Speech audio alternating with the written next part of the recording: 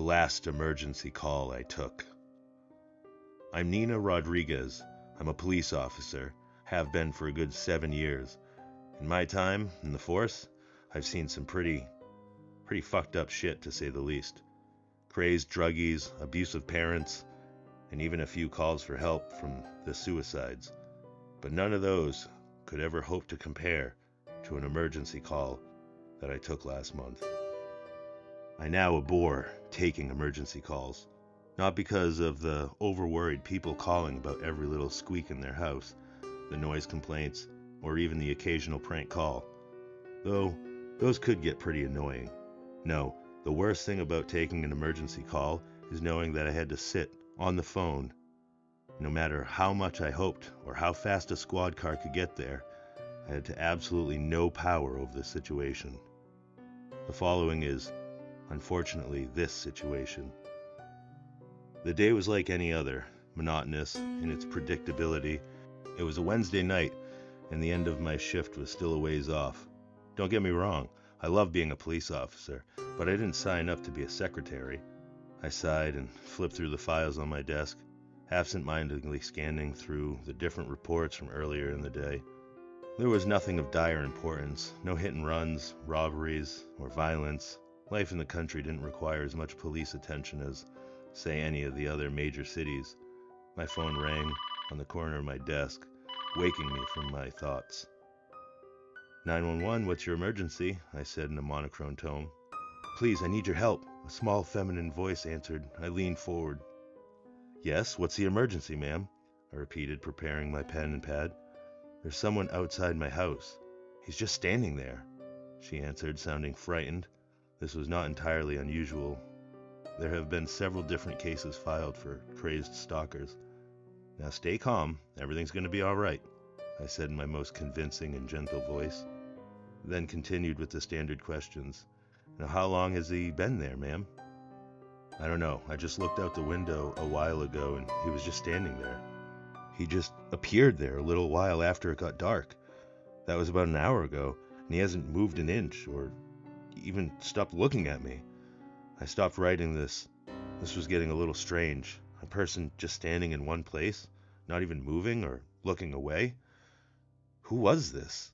I had a feeling that they could be very dangerous. Okay, ma'am, we'll send an officer. What's your name and street address?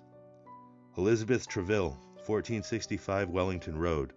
With a hum, I wrote down the address and gave it to an officer on standby, and he went on his way. Okay, ma'am, we're sending a cruiser now. I could hear an audible sigh of relief. In the meantime, I began, can you try to describe the man to me? Do you know him? I asked, identifying the perp and making sure she was safe. Those are the most important things to me.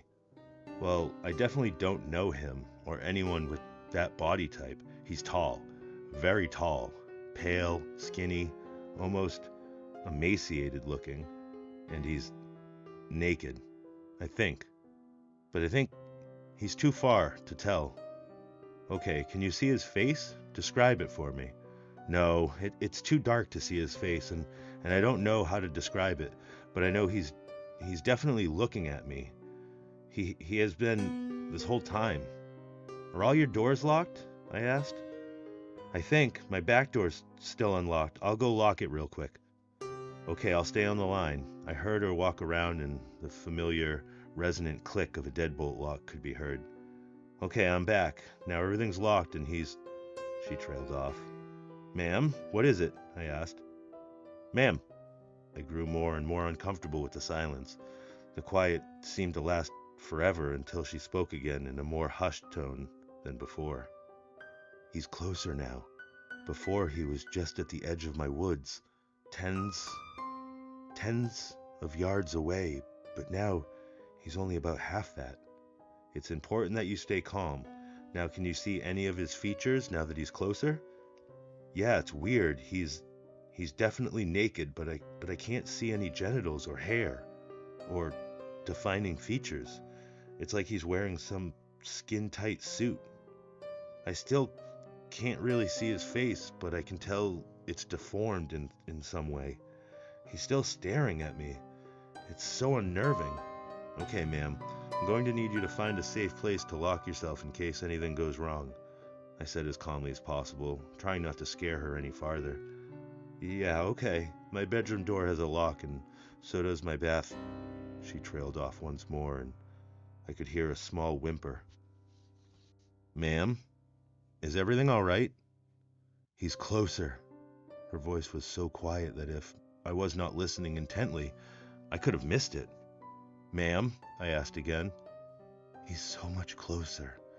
I just absent-mindedly looked at my bathroom for a second, and then he cleared the almost 30 yards from where he was to the house, but at least now I can make out his... Oh God. Ma'am, my voice came out in a small peep. I was on the edge of my chair. Oh God, his face. I can see his face. It's pressed up against the window.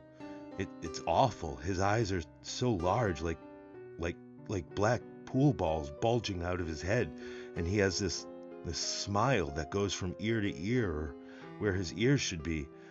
She let out a sob. I needed to stop her from getting hysterical over whatever it was on the other side of her window. Ma'am, you are going to need to go to that safe place now, I said, regaining my commanding voice. No reply. Ma'am? I was interrupted. Help me. Her voice begged through the speaker of the phone and was soon followed by the sound of breaking glass. The phone clattered onto the floor with the clack of hollow plastic. She let out a loud shriek. She said various pleas, begging to be let go, but to no avail. Her screams trailed away, sounding more and more far off until I could not hear her anymore. Nothing but silence followed, and time seemed to slow to a crawl. I did not know how long I sat there waiting for something, anything. Also, I did not realize how tightly I was holding onto the phone. Not until I heard the sirens of a police car and hung up. That was a squad car that I had sent out not 15 minutes ago.